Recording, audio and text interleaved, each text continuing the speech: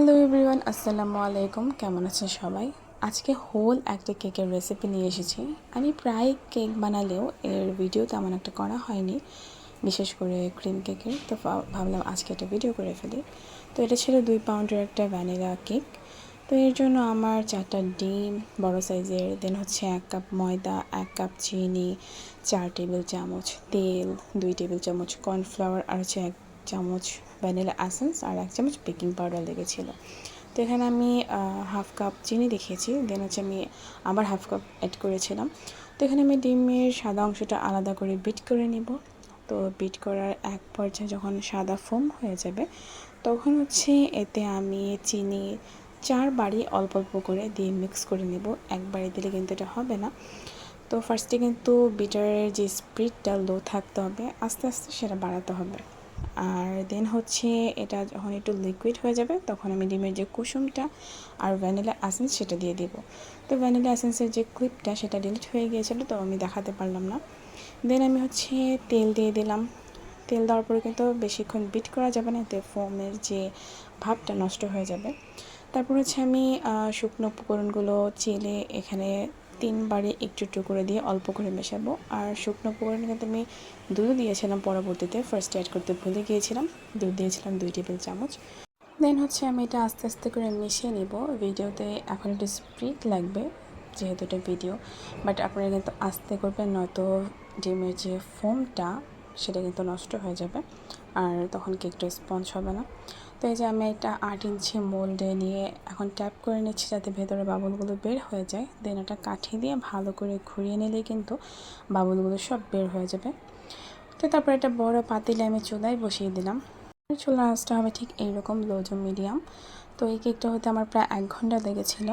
আমার বাসায় কিন্তু মাইক্রোওয়েভ আছে ওয়ার্লপুলের, বাট আমি মনে করি চুলাটা বেশি ভালো হয়। আমার কাছে মাইক্রোওয়েভটা একটু শক্ত লাগে, সেজন্য আমি কখনো না, মোস্ট অফ দ্য টাইম আমি হচ্ছে চুলাই করি। যখন সময় থাকে না তখন আমি মাইক্রোওয়েভে দিয়ে দিই। তো এটা হচ্ছে একটা স্ট্রেচ র্যাপ, যেটা কিনা কেক বা যে কোনো খাবার র্যাপ করতে খুবই উপকারী। তো এটা আমার কেক বানানোর কাছে খুবই লাগে। দেন হচ্ছে আমি কেকটা চুলা থেকে নামিয়ে চলে গেলাম মার্কেটে। আমার হুইপ ক্রিম শেষ হয়ে গিয়েছিলো, তো এবার আমি for the first time Insta whip ক্রিমটা ইউজ করব। এর আগে আমি ট্রপিক্যাল ক্রিমটা ইউজ করেছিলাম। তো এখানে আমি ফুড কালার দেখছিলাম যে কোনটা নেব। তো এখান থেকে আমি জাস্ট অরেঞ্জ ফুড কালারটা নেই, আর হচ্ছে ভ্যানিলা এসেন্স নিয়ে একটা নতুন। তো যেহেতু আমার ভ্যানিলা এসেন্সটা প্রায় শেষ হয়ে গিয়েছিলো, তো আমি বাসায় এসে আবার কেকটা ঠান্ডা যেহেতু হয়ে গিয়েছিলো, আমি এটা কেটে দেন আবার একটু ফ্রিজে রেখে দিই। তো এছাড়া আমি কেকটা মাশাআল্লাহ এত সুন্দর হয়েছিল, একটাও কিন্তু বাবল নাই দেখা যাচ্ছে। তো আমি এবার হুইপ ক্রিমটা খুলে কাপে নিয়ে নেব। আর এখানে আমি 2 পাউন্ড কেকের জন্য আমি 2 কাপ ক্রিম নিয়েছিলাম 1.5 কাপ। তো এই যে হচ্ছে 1 কাপ নিয়েছি, পরবর্তীতে আমি আবার হাফ কাপ নিয়েছিলাম। তারপর হচ্ছে আমি সম্পূর্ণ হুইপ ক্রিমটা একটা এয়ারটাইট বক্সে নিয়ে ফ্রিজে রেখে দিই। এভাবেই কিন্তু আমি ক্রিমটা সবসময় সংরক্ষণ করি, আমি প্যাকেটে কখনোই রাখি না, কারণ বারবার স্ট্যাপলার করা লাগে, আমার কাছে খুব ঝামেলা লাগে। দেন হচ্ছে আমি এবার ক্রিমটাকে বিট করে নেব লো স্পিডে দিয়ে। তো এখানে আমি ভ্যানিলা এসেন্সটা দিয়ে দিলাম, আর এই ভ্যানিলা এসেন্সটা কিন্তু খুবই ভালো মাশাআল্লাহ। তো এই যে আমার বিট কিন্তু করছি এখন হাই স্পিড দিয়ে।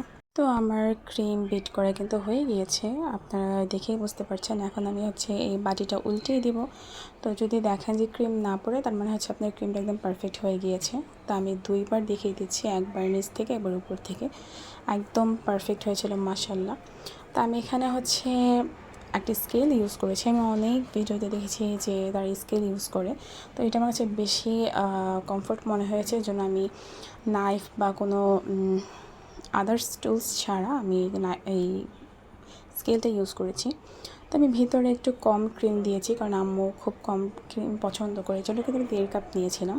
তো এই যে আমি কিন্তু সুগার সিরাপ দিচ্ছি, আর কিন্তু প্রত্যেকটা পার্টেই দিয়েছি। তো কেকটা আমার 3টা পার্ট হয়েছিল, অর্থাৎ 3টা লেয়ার হয়েছিল। দেন আমি একটা ক্রাম কোট করে ফ্রিজে রেখে দিয়েছিলাম আধা ঘন্টার জন্য। আমি ফ্রিজ থেকে নামিয়ে কেকটাকে ক্রিম দিয়ে সুন্দর করে কোটিং করে নিলাম। এখন হচ্ছে আমি কালার মিক্স করার পালা। আমি এখানে ব্লু কালার নিয়েছিলাম আর অরেঞ্জ কালার নিয়েছিলাম। তো এই স্ট্রেচ র্যাপটা কিন্তু খুবই কাজে, এটা ইউজ করলে জাস্ট একটা পাইপিং ব্যাগ দিয়ে কিন্তু বারবার কাজ করা যায়। তো স্ট্রেচ যে র্যাপটা ছিল সেটাতে আমি কালার দিয়ে ওটা আবার হচ্ছে পাইপিং ব্যাগের ভিতরে ভরে হচ্ছে আমি কাজগুলো করছিলাম। তো আমার এই যে ক্রিমটা ফুল বানাতে বানাতে একটু গলে যাচ্ছিলো, আমার কাছে মনে হচ্ছিলো, তাই বারবার একটু ফ্রিজে রাখছিলাম, যেহেতু গরম পড়েছে, আপনারা সবাই জানেন ক্রিম কিন্তু গলে যায়। তো আমার ব্লু কালার ক্রিমটা একদমই শর্ট পড়ে গিয়েছিল, আমি যেহেতু অল্প ক্রিম করেছিলাম, তো সেই জন্য এটা ফুলটা বানাতে একটু আমার কষ্ট হয়েছে।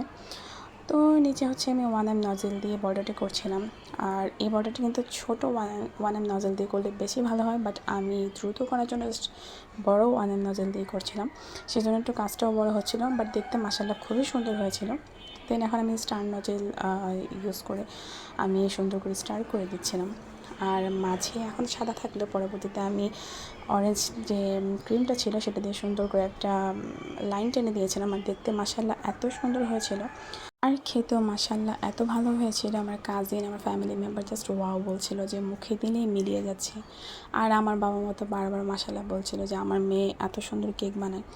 তো যাই হোক, এই ভিডিও আজকে এই পর্যন্তই। ভালো থাকবেন সবাই, আল্লাহ হাফেজ।